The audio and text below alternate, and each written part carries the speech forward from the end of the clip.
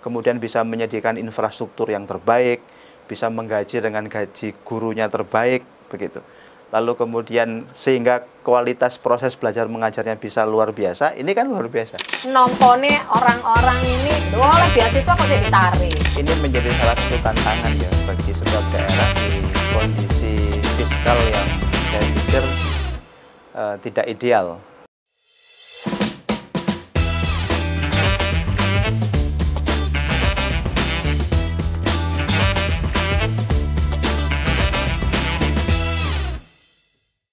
Halo Sobat JP Pod, jumpa lagi bersama saya Nurul Faini yang akan menemani Anda tentunya bincang-bincang santai, podcast santai, ngobrol santai bersama DPRD Provinsi Jawa Timur. Selalu hal-hal menarik banyak yang keluar.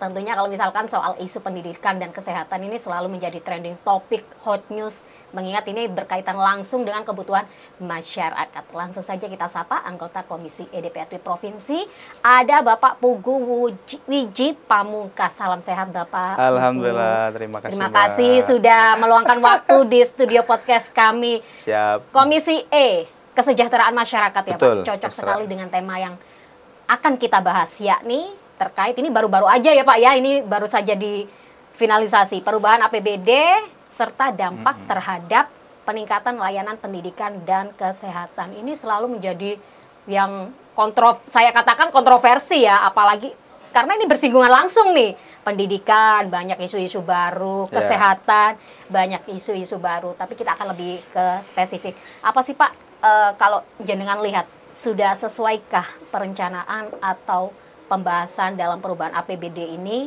dengan kebutuhan pendidikan dan kesehatan untuk kondisi saat ini dengan pemerintahan baru, banyak program-program baru. Kalau menurut pandangan Pak Pugu sendiri, pripun? Ya, saya pikir ini menjadi salah satu tantangan ya bagi setiap daerah di kondisi fiskal yang saya pikir tidak ideal, begitu. Tidak ideal ya? Kenapa tidak ideal? Karena memang yang pertama selalu antara kebutuhan yang kemudian seharusnya dipenuhi oleh pemerintah daerah dengan kemampuan fiskalnya ini nggak sebanding. Lalu yang kedua, tidak bisa dipungkiri bahwa 40-65% kemampuan fiskal daerah itu kan sangat tergantung dari dana transfer pusat dari APBN. Nah, ini juga yang menjadi tantangan, terutama setelah diberlakukannya Undang-Undang HKPD itu, yang ini hak keuangan daerah ini agak sedikit dikurangi yang ditransfer ke efisiensi, termasuk salah satunya ya. itu. Nah, ini tentu menjadi tantangan, tetapi kita kemarin di DPRD Jawa Timur ya, lewat Komisi yang membidangi kesehatan dan pendidikan, kita memandang bahwa dua aspek ini kan menjadi aspek dasar bagi pemenuhan pelayanan di Provinsi Jawa Timur ya. Pendidikan, kesehatan itu kan aspek fundamental bagi masyarakat. Nah, kita bersepakat, kita membicarakan, sampai kemudian pada akhirnya kita memutuskan bahwa dua aspek ini memang harus mendapatkan proporsi yang paling besar dari APBD kita, terutama yang kemarin di PAPBD 2025. Alhamdulillah kemarin sudah disahkan, sudah jadi perda PAPBD 2025, dan dua item yang menjadi ranking terbesar dalam posting anggaran PAPBD 2025 adalah di pendidikan dan kesehatan.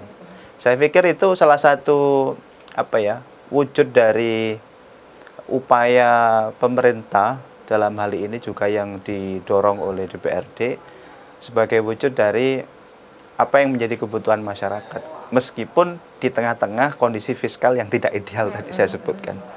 Kira-kira begitu. Karena memang kalau pendidikan ini sangatlah penting ya Pak ya, mengingat ini berkaitan dengan nanti untuk regenerasi bangsa. Betul. Kesehatan seiring ada juga usia yang semakin bertambah, fisik juga mulai mungkin agak drop. Jadi ini kayaknya tidak bisa menjadi prioritas yang paling nomor urut 2 atau nomor 3 karena memang paling penting. Pak, ini kalau tidak salah dalam PAPBD yang telah disahkan kemarin ada bocoran bahwa ada penambahan plot anggaran. Mungkin saya walaupun tahu tidak berhak nih memberikan informasi. Yang lebih ahli yang harus memberikan informasi. Iya. Boleh mungkin Pak sedikit bocoran dalam sektor pendidikan ini ada berapa tambahan? Mungkin nominalnya berapa dan apakah nanti sudah diplotkan untuk kategori-kategori mana yang akan difokuskan? Mengingat ini kan juga ada nantinya yang kabarnya adalah sekolah rakyat ini juga nanti dalam bagian ini untuk walaupun ini ikut Dinsos ya Pak ya? Dinsos. Tapi ada juga kalau tidak salah mungkin bisa dibenarkan oleh ahlinya poin-poin yang juga nantinya menjadi tanggungan dari APBD. Dinas Pendidikan dalam hal ini kan sinergi ya Pak ya dari dinas terkait. Mungkin bisa dijelaskan Pak. Jadi kalau tambahan memang ada penambahan di postur APBD ya terkait pendidikan itu ada sekitar saya baca aja supaya tidak keliru sekitar 568 miliar. 568 miliar ya. 568 miliar penambahan di PABBD yang salah satunya itu adalah untuk beasiswa ya, untuk beasiswa keluarga miskin desil 1 sampai desil 4 sejumlah 50 ribuan siswa yang diberikan dan itu menjadi salah satu program ikonik di PABBD 2025 ini yang kemarin baru tahun ini baru tahun ini dan jumlahnya cukup besar 50.000 siswa dari keluarga miskin. Kemudian yang kedua itu penambahan BPUPP. Kita tahu di Jawa Timur itu kan ada salah satu program untuk menguatkan dana BOS itu biaya penunjang operasional penyelenggaraan pendidikan. Itu kan diperuntukkan untuk sekolah swasta dan sekolah negeri. Nah sekarang di PABBD 2025 ini BPUPP yang untuk sekolah swasta ini porsinya dibanyakin. Ini juga salah satu bagian dari kita menyerap aspirasi dari bawah. Beberapa kali reses kita lakukan dan memang salah satu aspirasi yang disampaikan oleh masyarakat terutama teman-teman yang memiliki lembaga-lembaga pendidikan swasta, mereka butuh supporting. Ya, supporting itu dalam bentuk operasional penunjang tadi itu yang menguatkan dana BOS ataupun dalam bentuk bangunan-bangunan. Makanya di postur PABBD ini ada 3 instrumen itu tadi. Yang pertama beasiswa sekolah yang jumlahnya kurang lebih 50 ribuan siswa dari keluarga miskin. Kemudian ada tambahan untuk BPUPP ya, yang jumlahnya hampir sekitar 100-an miliar, 119 miliar. Kemudian untuk pembangunan lokal kelas ya termasuk untuk gaji GTT. Nah tadi yang Mbak Feni sampaikan terkait dengan sekolah rakyat memang tidak masuk menjadi bagian dari kerangka kerjanya APBD. Karena ini sampai hari ini masih di take over semuanya oleh APBN. Jadi sekolah rakyat itu secara implementasi untuk saat ini ya kita juga terus menyuarakan bahwa kalau sampai sekolah rakyat itu nanti dibebankan ke APBD ini tambah berat sekali. Orang sekarang aja tidak dikasih sudah terseok-seok gitu kan. Kecuali kan ada tambahan ya Pak ya. Kecuali ada tambahan. Jadi masuk ke dalam mandatory spending yang dia memang secara inmak ya dari APBN diperuntukkan, dititipkan ke APBD, diperuntukkan untuk sekolah rakyat. Nah itu nggak ada masalah gitu. Tetapi memang sampai hari ini terkait dengan sekolah rakyat itu implementasinya memang di dinas sosial. Ya sebagai katakanlah itu sebagai managing directornya itu sih dinas sosial, tidak masuk di dinas pendidikan. Sampai hari ini masih di dinas sosial dan provinsi dimandati untuk sekolah rakyat yang menengah atas ya, kemudian kabupaten kota sesuai lah ya Pak sesuai dengan klasternya itu dan semuanya memang pembiayaan dari APBN. Karena takutnya nih Pak ya, khawatir kayak kemarin soal MBG kan yang katanya fokusnya dari pusat nih, seiring berjalannya waktu harus ada dana cadangan nih untuk bisa jadi kan sedia payung sebelum hujan kan nggak apa-apa ya Pak. Pak ini tadi saya sedikit tertarik terkait dengan program beasiswa dari keluarga kurang mampu, keluarga miskin ya Pak ya. Tadi disebutkan Pak Pugu juga bahwa ini adalah program baru dan mungkin dikategorikan perdana.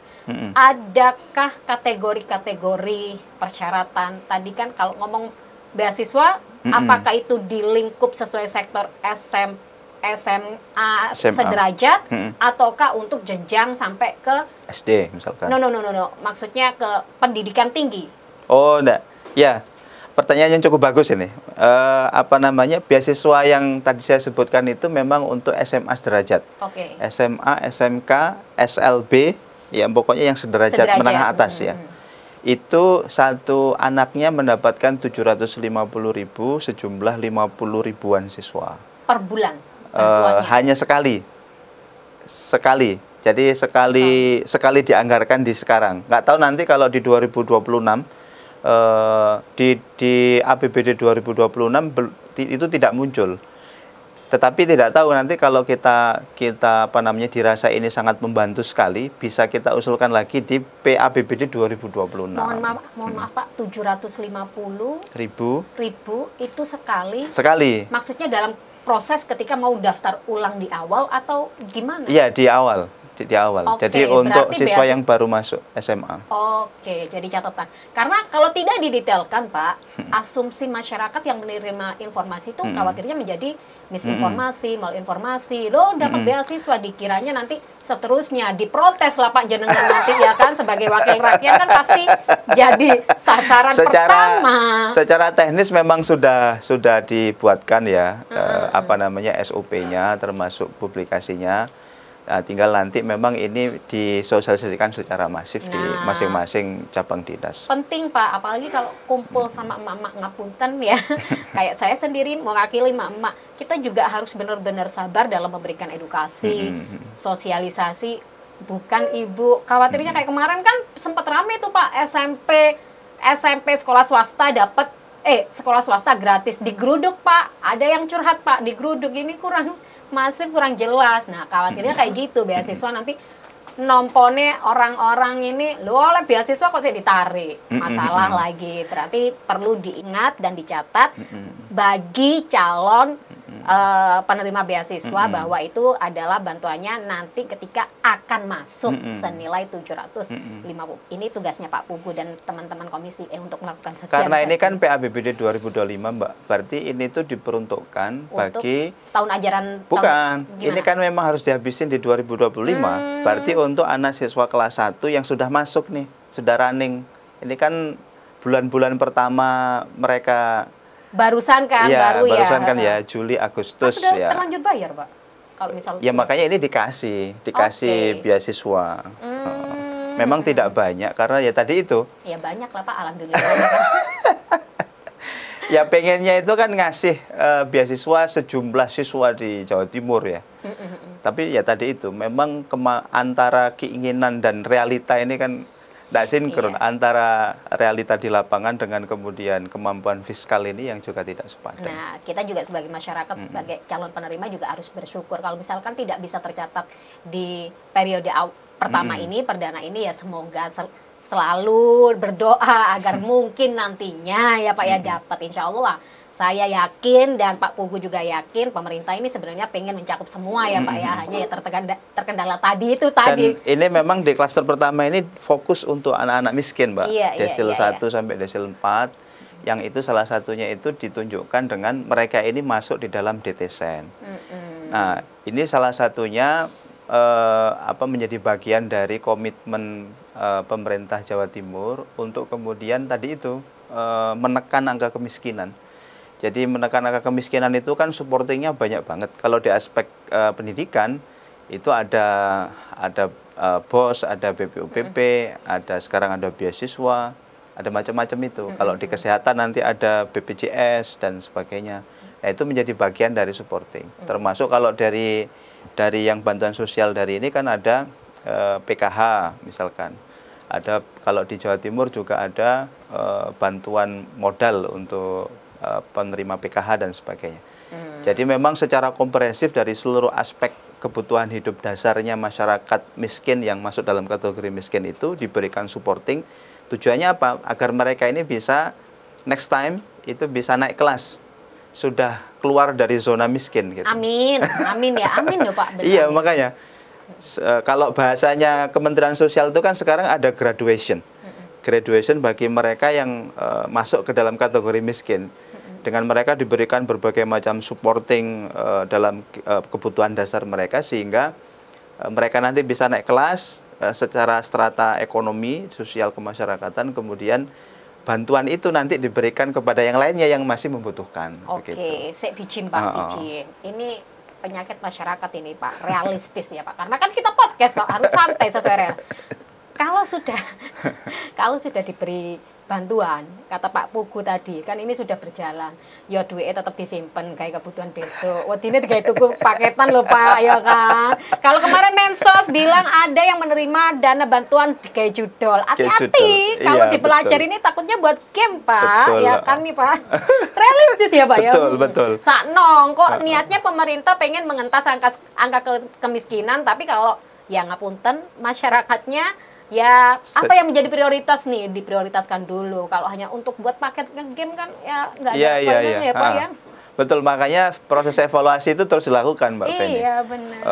Kemarin kan kita dapat informasi dari PPATK itu ada sekitar sekian ratus rekening itu kan dipakai judol dan sebagainya. Ini kan kasihan ya, yang seharusnya membutuhkan, yang seharusnya itu benar-benar dipakai, justru nggak dapat karena dimanfaatkan oleh tadi itu. Manusiawi sih Pak, manusiawi ya Pak. Kadang walaupun kondisinya miskin ya karena memang ya itu tadi Pak, ya nggak tahu juga sih namanya kondisi ya Pak. Oke Pak, kita lanjut ke banyak sekali sebenarnya Pak. Tadi ada jenengan bilang bahwa ada bantuan untuk sekolah swasta yang disebutkan. Apakah ini berkaitan dengan kalau kemarin keterbatasan pagu banyak masyarakat yang ingin anaknya ini bisa masuk ke sekolah negeri untuk bisa terbackup anggaran pendidikan secara gratis. Sementara ada juga usulan bahwa sekolah swasta nanti digratiskan. Ini mungkin sudah mulai berjalan. Ini berkaitan berarti Pak? Iya, jadi sebenarnya kan ini salah satu ide dasarnya itu untuk menjembatani bagi para siswa yang kemarin tidak tertampung di sekolah negeri. Karena memang antara lulusan SMP dengan kemampuan daya tampung SMA negeri ini memang nggak sebanding. Nah, oleh karena itu niat baik Pemprov Jatim itu dengan memberikan BPOPP tadi itu, memberikan supporting kepada sekolah-sekolah swasta agar mereka juga memiliki kemampuan secara infrastruktur, kemudian tata kelola, termasuk juga guru-guru yang mengajar, mereka memiliki standar kompetensi yang sama dengan diberikan supporting tadi itu, namanya BPOPP tadi itu. Terus ini para orang tua juga nggak perlu khawatir takut biaya mahal juga ya Pak karena ya? sudah ada itu. Ini kabar baik buat warga Jawa Timur. Lanjut Pak, tadi juga sempat menyinggung, ini kita masih membahas soal pendidikan ya Pak. Nampaknya kalau ditambah dengan kesehatan masih perlu episode selanjutnya Pak. Tadi juga ada kabar bahagia bahwa pemerintah Provinsi Jawa Timur juga akan memberikan tunjangan untuk guru. Nah, kalau dari hasil pengecekan DPRD sendiri, berapa Pak? Ini ada nggak detailnya atau memang untuk saat ini masih belum ditransparasikan, dan mungkin impact-nya bagi para guru ini seperti apa? Apakah ini nanti fokus guru honorer atau guru yang sudah berstatus PNS juga mendapatkan atau gimana mungkin? Ini cukup bahagia. Kemarin juga saya sempat ketemu dengan Bu Gubernur bahwa P3K ini nanti juga menjadi perhatian akan mendapatkan tunjangan. Ini juga kabar bahagia ketika walaupun bukan berstatus PNS tapi juga diperhatikan oleh pemerintah kan ya. Sebuah apresiasi ya Pak ya, tinggal nanti kita melihat realisasinya seperti apa. Bagaimana itu Pak? Untuk guru GTT ya? Guru tidak tetap. Guru tidak tetap berarti ya? Guru tidak tetap berupa honor dan BPJS. Ya, nilainya sekitar 58 miliar. Dan saya pikir itu global. Global. Untuk jumlah datanya berapa? Jumlah datanya sekitar mana ya? Tapi pasti ada perbedaan kan Pak, dari daerah sini kan pasti. nggak dikepuk rata kan Pak? Ada 1000-an lebih lah. 1000-an lebih. Alhamdulillah. Ini baru pertama atau gimana Pak? Enggak, ini sudah sebenarnya setiap ini sudah dianggarkan. Karena kan itu masuk ke dalam ranah belanja ini ya. Untuk gaji pegawai itu ya. Ada peningkatan untuk nominal? Nominalnya saya belum tahu pasti ya. Tapi ada bocoran peningkatan nggak Pak mungkin? Jangan ngasih harapan palsu bagi kita loh Pak. Tapi yang jelas kita selalu ini ya, Berusaha di ya. setiap momen itu kita kan selalu mendapatkan aspirasi dari kawan-kawan, dari GTT dan sebagainya yang memang mereka ini menjadi pejuang garda terdepan di dalam mengawal iya, bener pendidikan. banget. Sehingga memang ya ini menjadi bagian dari proses yang apa namanya, kita benar-benar concern begitu, bahwa mereka juga harus diperhatikan begitu. Nah, tapi ya tadi itu karena memang kita ini kan kemampuannya juga terbatas gitu, sehingga memang secara jumlah, secara ini itu memang tidak bisa banyak. Sehingga karena kemampuannya tidak bisa banyak, sehingga ada proses-proses clustering yang kemudian diberikan begitu. Ya, semoga saja nanti lambat laun dengan menuju Jawa Timur gerbang baru Nusantara, menambahkan pertumbuhan ekonomi di Jawa Timur semakin meningkat dan bisa memprioritaskan kebutuhan-kebutuhan para yang berjasa untuk regenerasi khususnya guru, garda terdepan loh Pak. Kalau nggak ada guru kita nggak mungkin bisa baca loh Pak. Nggak bisa kayak gini, walaupun ada orang tua, tapi tetap guru itu penting. Makanya menurut saya itu begini Mbak Feni, dalam konstruksi memajukan sebuah daerah ya, terutama di Provinsi Jawa Timur itu memang butuh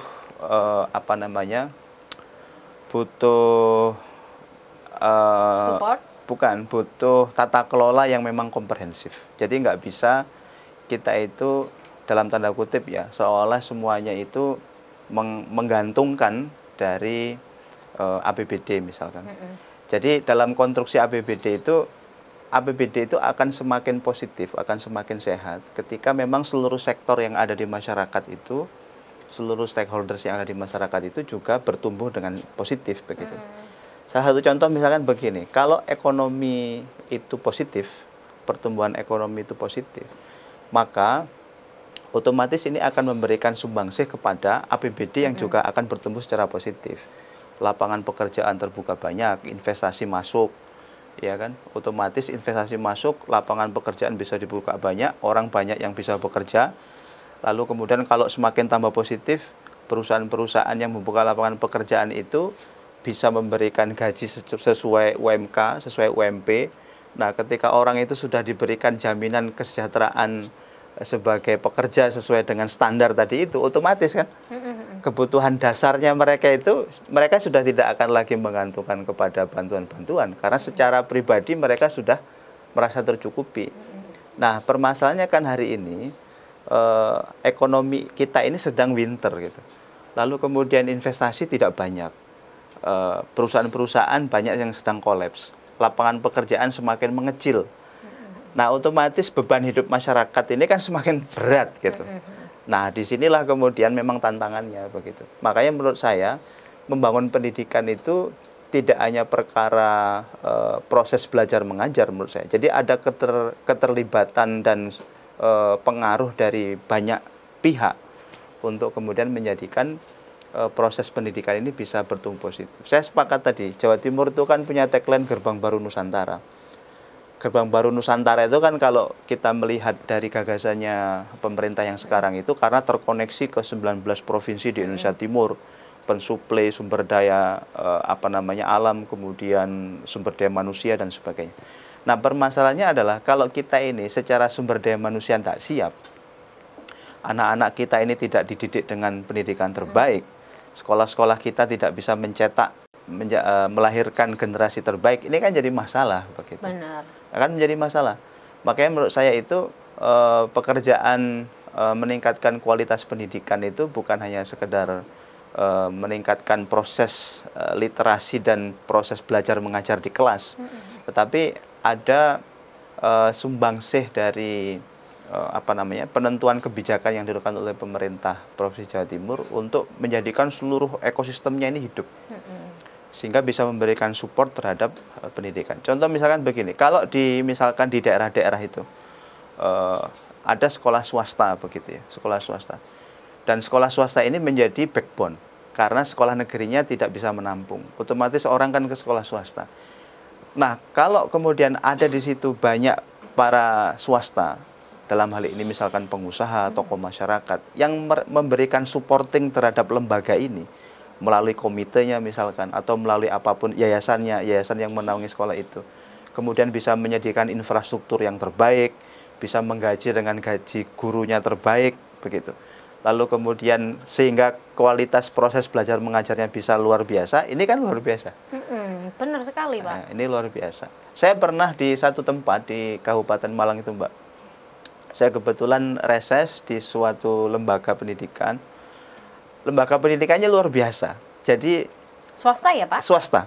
Jadi mereka ini tidak menarik sepeser pun kepada wali murid, kepada siswa.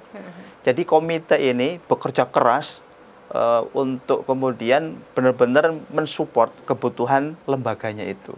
Mereka punya aset, mereka punya berbagai macam usaha dan sebagainya, yang hasilnya itu digunakan untuk supporting sekolah itu.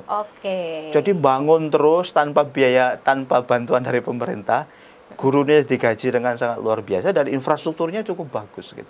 Nah, saya pikir ini bisa dijadikan model bahwa menghadirkan kualitas proses belajar mengajar itu tidak melulu harus menggantungkan dari bantuan pemerintah, yang kalau kita lihat bantuan pemerintah itu juga nggak banyak begitu, karena ya tadi itu keterbatasan fiskal yang memang sangat terbatas gitu, yang harus dibagi ke banyak aspek dan banyak sektor gitu. Boleh sedikit menyinggung CSR kah yang berkontribusi?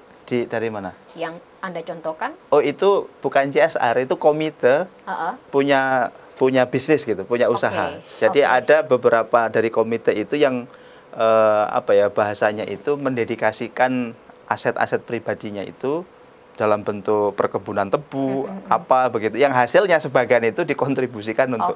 Semoga ada seperti yang dicontohkan, ada orang-orang yang punya pola pikir yang terbuka, terus lebih peduli. Ya mohon maaf Bapak, kadang gitu ngapunten ya Bapak, ini sudah manusiawi dan sudah merakyat. Mungkin juga saya tidak luput ya, ngapunten Pak Pugu mungkin juga tidak luput. Terkadang Pak, kalau misalkan ada peluang itu ngapunten. Prioritas itu menguntungkan diri sendiri lebih dulu Pak, baru lainnya. Bener nggak Pak? Ya kan? Ya gitu. Nah, semoga pemikiran-pemikiran seperti ini nantinya akan lambat laun bisa hilang. Kita lebih terbuka. Ayo bersama-sama, yakinlah masyarakat ini kan pasti demi generasi penerus bangsa nih. Kasihan kan hak-hak mereka, kalau misalkan ya nggak dapat yang layak ya kasihan juga. Pak, mungkin kita akan, kalau masalah pendidikan ini tadi cukup banyak jelas hal-hal baru, angin-angin baru, harapan baru. Kita sedikit menyinggung sesuai dengan temanya. Tadi saya sempat menyinggung soal kesehatan. Kabarnya ada tambahan anggaran Pak, bener nggak Pak? Atau gimana nih Pak? Kok saya dapat data ada sekitar 6 triliun. 6,4. 6,4. Ya, itu tambahan 6,4. Atau pripun Pak? Ya itu bagian dari nominal ya, global nominal yang diberikan kepada kepada kesehatan, yang dalam hal ini di Dinas Kesehatan sebagai pengampu urusan kesehatan di Provinsi Jawa Timur.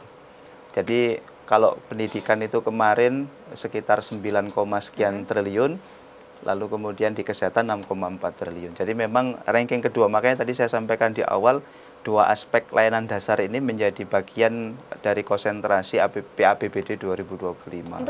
Itu untuk operasional atau untuk hampir semua sama, global ya, global. Tunjangan atau biaya bagi tenaga kesehatan? Termasuk itu, termasuk gaji, termasuk kontribusi kepada JKN, termasuk di Jawa Timur itu kan ada Biaskesmaskin. Apa itu Pak? Biaskesmaskin itu jaminan kesehatan untuk masyarakat miskin yang tidak punya JKN. Yang tidak terbackup di JKN? Tidak terbackup. Jadi kan kadang kita begini, ada orang emergensi ke IGD, ke rumah sakit.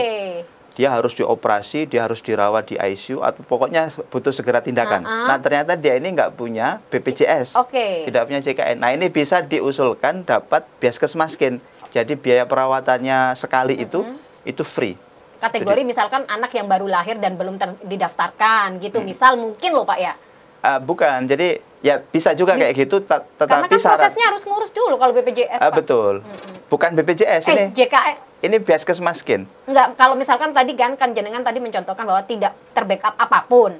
Nah, biasanya kan kalau orang tua malas ribet, terkadang kalau prosesnya mendaftarkan anak untuk bisa terbackup dalam jaminan kesehatan yang dimiliki oleh pemerintah kan harus ada prosesnya. Kadang manusia yang nggak mau ribet, Pak, bingung ketika sudah mendapat musibah sakit. Itu jadi nanti masuk. Ya, tetapi dia tetap harus masuk ke dalam kategori miskin. Masyarakat miskin. Begitu. Jadi berarti dengan ada pengantar segala macam dari masih di proses kayak ya sebenarnya sih prosesnya sama kayak dulu ya Pak ya. Itu cukup besar, 34 miliar alokasinya. Jadi memang baru ini Pak? Enggak, sudah lama, lama. Kayaknya saya yang tidak dengar. Mungkin masyarakat juga banyak yang nggak tahu Pak. Jadi ini kabar baik Pak. Iya, Biaskesmaskin itu memang karena tidak terlalu banyak ya kalau dalam cakupan masyarakat Jawa Timur yang 42 juta. Tetapi ini cukup membantu ya. Terutama yang bisa diakses itu ketika si pasien ini masuk ke rumah sakit miliknya Pemprov. Oh, Pemprov. Rumah sakit milik Pemprov di ya, beberapa dicatat. Rumah sakit milik pemerintah provinsi. Di beberapa rumah sakit miliknya kabupaten kota juga bisa diakomodir. Cuman memang disarankan ketika si pasien ini masuk ke rumah sakit miliknya Pemprov, sehingga pengurusan validasi administrasi dan sebagainya itu kan lebih mudah. Ya agak ribet Pak kalau misalkan jauh dari kategori rumah sakit Pemprov dong Pak. Iya Pak. Ya kalau kita lihat kan di wilayah Malang ada RSSA, ada Karsa, di Surabaya ada beberapa kan, ya, Sutomo, ada ini, kemudian Mata, di wilayah timur kan ada Jember, ada di Madiun, Barat juga ada. Saiful Anwar itu juga ya Pak ya? Milik Pemprov. Oh iya, oke. Pak, karena ini pertanyaan sudah saya lontarkan, ada nggak sih Pak pesan-pesan mungkin yang menjadi poin terpenting harapan untuk masyarakat? Ojo ngasih harapan palsu tapi Pak bahaya ini Pak. Guyu Pak, guyu. Jangan ngasih Pak ya, kasihan nih Pak masyarakat nih Pak. Apa nih Pak pesan guyon lu Pak? Iya. Guyon kita. Harapan untuk kita semua yang sebagai warga Jawa Timur, tentulah kita yakin semua pemerintah dan juga DPRD ini sebenarnya juga peduli, pengen masyarakatnya itu sejahtera dan makmur semuanya ya Pak ya. Saya yakin ada niat dan tujuan awalnya seperti itu. Mungkin banyak yang tidak memahami dan miskomunikasi. Ini adalah peran DPR untuk bisa berkomunikasi dalam podcast ini. Apa Pak? Mungkin Pak? Ya, saya pikir kita di DPRD itu terus berupaya ya. Sebagaimana janji kita menjadi bagian dari penyambung aspirasi masyarakat yang kita bertugas di DPRD untuk menjadikan seluruh sumber daya yang dimiliki oleh pemerintah Provinsi Jawa Timur itu kembali ke masyarakat dalam bentuk berbagai macam layanan yang tujuan akhirnya itu untuk menciptakan kesejahteraan, kemakmuran, keadilan dan sebagainya. Amin. Nah, tetapi dalam proses itu kan memang tidak gampang karena kita tadi itu terkendala keterbatasan fiskal. Sedangkan yang diurusi hajat hidupnya masyarakat Jawa Timur ini kan cukup banyak, 42 juta. Kita ini kan jumlah penduduknya terbanyak kedua di Indonesia setelah Jawa Barat. Nah, tentu di proses ini ada berbagai macam mekanisme-mekanisme yang pada akhirnya itu ada yang prioritas, ada yang tidak prioritas gitu. Nah, tentu di dalam proses clustering ini menimbulkan sesuatu yang mungkin tidak terakomodir atau tidak nyaman dan sebagainya. Nah, selama ini mungkin komunikasi antara pemangku kebijakan dalam hal ini mungkin DPR atau Pemprov sekalipun dengan masyarakat ini agak sedikit terputus atau terkendala. Sehingga masyarakat itu tidak memahami secara utuh konstruksi berpikirnya pemerintah provinsi, termasuk di dalam kita mengkonstruksi APBD yang sebenarnya keseluruhannya itu untuk kepentingan masyarakat. Nah, disinilah memang pentingnya adanya media ya. Makanya kita sekarang di DPRD Jatim ini menginisiasi ada podcast seperti ini. Kita juga banyak bermitra dengan teman-teman media supaya menjadi penjembatan. Jadi apa yang kita lakukan di DPRD itu benar-benar semuanya itu untuk keberpihakan kepada masyarakat dalam rangka tadi itu. Kok nggak kerasa? Ya karena memang tadi itu ada keterbatasan fiskal. Kalau kita dibandingkan dengan Jakarta itu kan hampir 90 triliun APBD-nya. Kita cuman 30-an triliun, jadi 3 kali lipatnya. Padahal Jakarta penduduknya cuma 10 jutaan. Kita 42 juta. Makanya kalau di Jakarta itu sampai ada dan program, kebutuhannya juga tinggi di sana kan. kalau ya kan? sampai kemudian ada program beasiswa bagi semua anak, mau miskin, mau setengah miskin, mau apa, itu memang sangat memungkinkan karena antara kemampuan fiskal dan yang diberikan sebanding gitu. Nah, kalau di kita ini memang menjadi tantangan. Makanya saya bilang kolaborasi lintas pemerintahan ini memang harus dilakukan. Pemerintah pusat, provinsi, kabupaten, kota. Ini harus sinergi dengan baik begitu. Betul. Supaya dalam aspek-aspek dasar yang dibutuhkan oleh masyarakat ini bisa benar-benar terpenuhi, terjawab begitu. Oke. Izin Bapak. Ya, semoga mohon maaf sebelumnya, semoga dengan apa yang terjadi kemarin, kritikan itu menjadi saran dan jadi evaluasi untuk kita bersama agar bisa lebih baik ya Pak ya. Tapi ya itu tadi, jangan mudah terprovokasi. Kalau pengen tahu realitanya bisa kok. Bapak-bapak ini nggak anti kritik. Betul. Malah menjadi masukan. Kalau pengen lebih dekat, kalau beliau lagi reses ketemu masyarakat, langsung dideketin di BCI Pak. Gini ya Pak. Ada pesan lain mungkin yang mau disampaikan Pak Pugu? Kita sangat mengapresiasi ya atas peristiwa yang kemarin, kawan-kawan masyarakat menyampaikan aspirasi dan pada akhirnya ini menjadi evaluasi bersama untuk begitu. Introspeksi. Betul. Ya Pak ya. Introspeksi bersama, evaluasi bersama terkait dengan bagaimanakah kita ini harus membangun sinergi di dalam menjalankan tugas dan peran kita masing-masing di dalam membangun bangsa dan negara. Bismillah, Indonesia lebih baik. Tetapi secara prinsip tadi itu Mbak, kita ini sangat membuka, sangat open. Bahkan kalau di DPRD Jawa Timur itu ada wisata parlemen.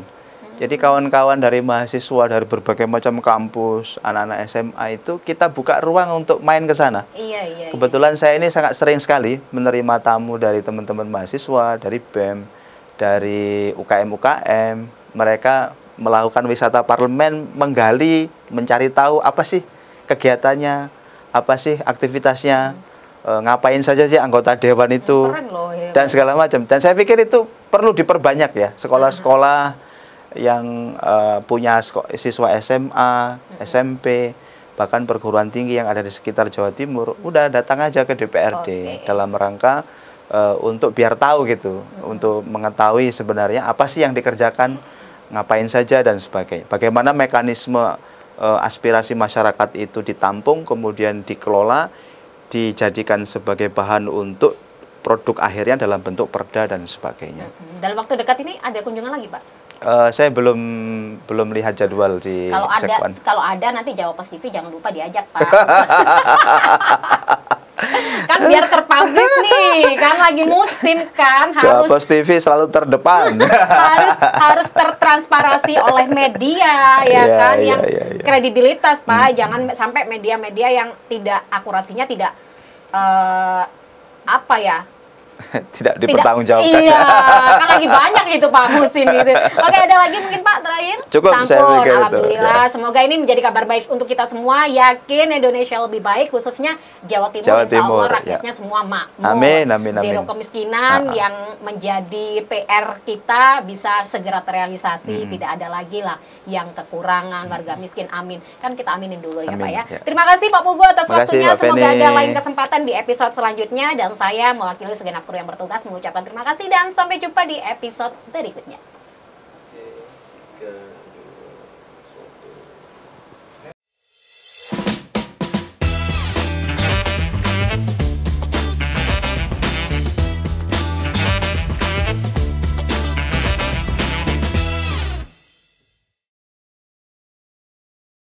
Dipersembahkan oleh